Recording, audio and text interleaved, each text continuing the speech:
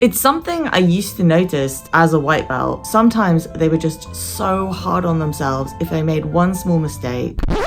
We want to be the best possible blue belts we can be. And most importantly, we want to enjoy training. Yay! So I did a bunch of research and I made a video on every single piece of advice I've ever been given about being a blue belt. Okay, let's get into it. The Blue Belt Blues, it kind of sounds like the name of a Johnny Cash song. Explore different positions as much as possible. If you're not used to playing guard, play guard. If you're not used to being on top, go on top. Learn to be more responsible with where your body is on the mat in relation to other people. You're not a white belt anymore.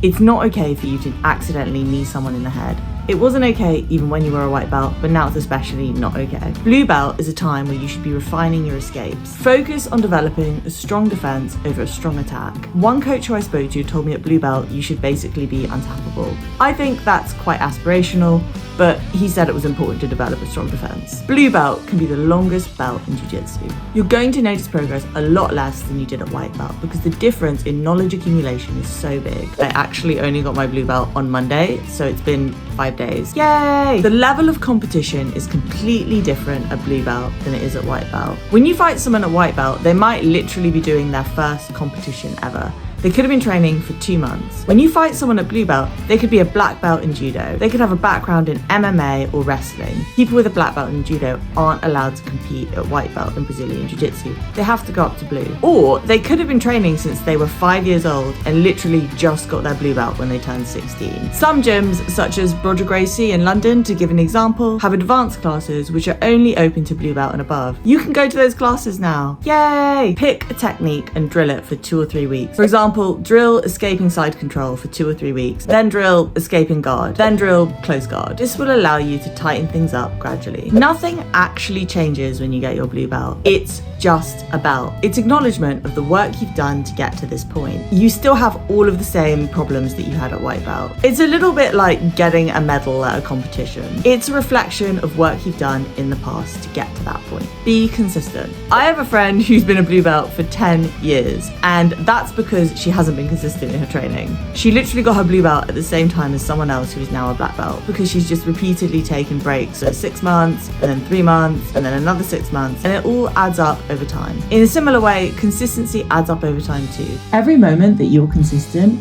you're putting a penny in a jar. And before long, you have a jar full of pennies. You can then cash those in for a new technique, a strike, maybe even one day a purple belt. At the beginning of blue belt, focus on your setups. Let's say, for example, that you're really good at sweeping from the ground.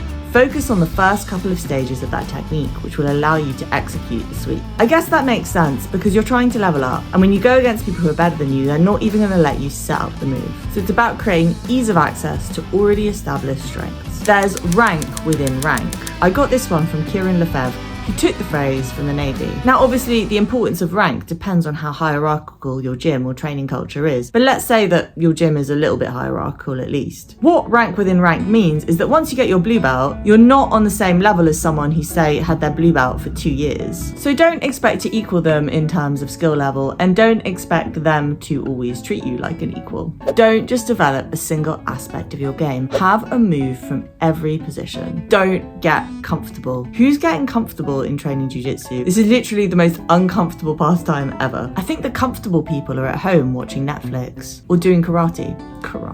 Getting your blue belt is being told you're in the academy now. You're no longer someone who just walked off the street and started doing jiu-jitsu. Do you know that the reason the belts get darker in jiu-jitsu, just as they do in karate and judo, is because they used to dye the belts? That's why they go from blue, purple to brown, black. But who's talking about karate? No one. Nobody's talking about karate. When you're a white belt, you don't know anything. When you're a blue belt, you know some things. So you're much more likely to watch a technique and think that you're seeing something that you're not. This is sometimes referred to as cognitive bias, a concept that's been around for decades and is now foundational in the fields of psychology and behavioral economics. Cognitive bias occurs when we make a mistake in our thinking that affects our judgment, when we rely too much on systems rather than responding to what is actually happening. For example, when we're watching our coach demonstrate a move, say we already know that getting the underhook is a good thing.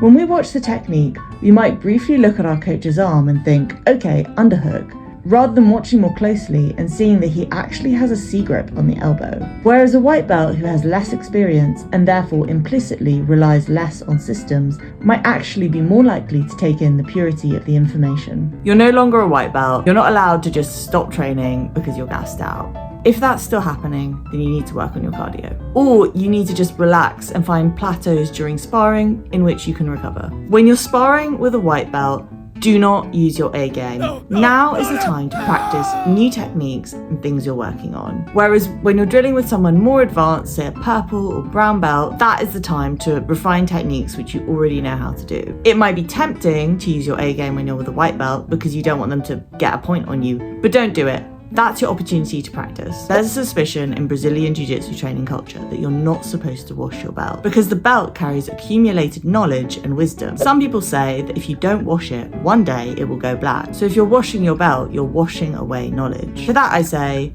it's 2024 and we know about bacteria. Wash your belt. Seriously, wash your belt. If you don't wash your belt and you have a reason for not doing that, I would love to hear from you in the comments section below because I'm just curious as to why you would not do that.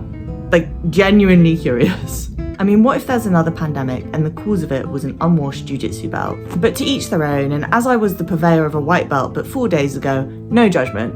No judgment. Even if you don't wash your belt, I won't judge you. The morning after I got my belt, I woke up and I saw the belt in my jiu-jitsu bag and I thought, oh my God, I accidentally took somebody's belt home last night. In other words, blue belts suffer from imposter syndrome. But don't worry, I looked into imposter syndrome and there's a solution. We want to, first of all, acknowledge that imposter syndrome is actually pretty common, especially in jiu-jitsu and especially at blue belt. In fact, there probably isn't a single colored belt around with any self-awareness who hasn't at some point questioned whether or not they deserve their belt. Next, we want to challenge our internal dialogue of self-doubt by reframing it. Logically speaking, you can only start from exactly where you are. So we want to accept the things that we can work on and then go pursue those better outcomes. You're going to get the blue belt blues, you're going to get imposter syndrome, you're going to get injured, and you're going to get cauliflower ear. Those are all things blue belts have told me. There's going to be a target on your back. I personally have not experienced this. Maybe it's more something that happens to guys. That said, it's only been